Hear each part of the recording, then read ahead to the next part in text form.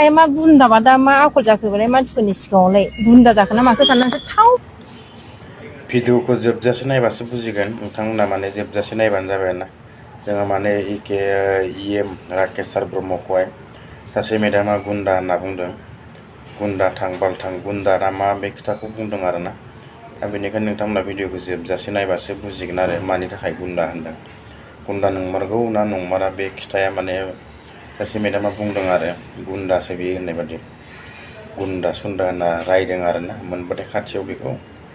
सोबानानै माने हाथाय साथाय बारग' होगौमोन होनना बुंदों आरो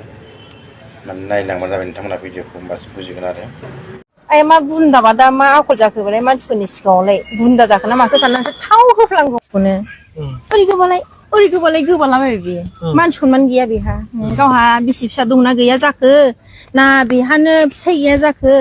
बेहाथ' जेनेबा सोरनिबा सासे हिनजाव बिसिसो बियो सोरनिबा बिमा सोरनिबा बिहामजो जेनेबा हिनजाव मानसिखौ सनमान होनांगौ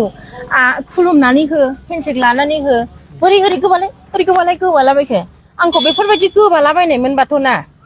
आइ मा गुन्दाबा दा मा आखल जाखो बालाय मानसिफोरनि सिगाङावलाय गुन्दा जाखो ना माखो साननानैसो स' नोंथांमोनाथ' भिडिअखौ नायना बुजिजोबखाबाय जानांगौ आरोना मानि थाखाय दि गुन्दा होनजाखो राकेश ब्रह्म सारा बेनोमोन आरोना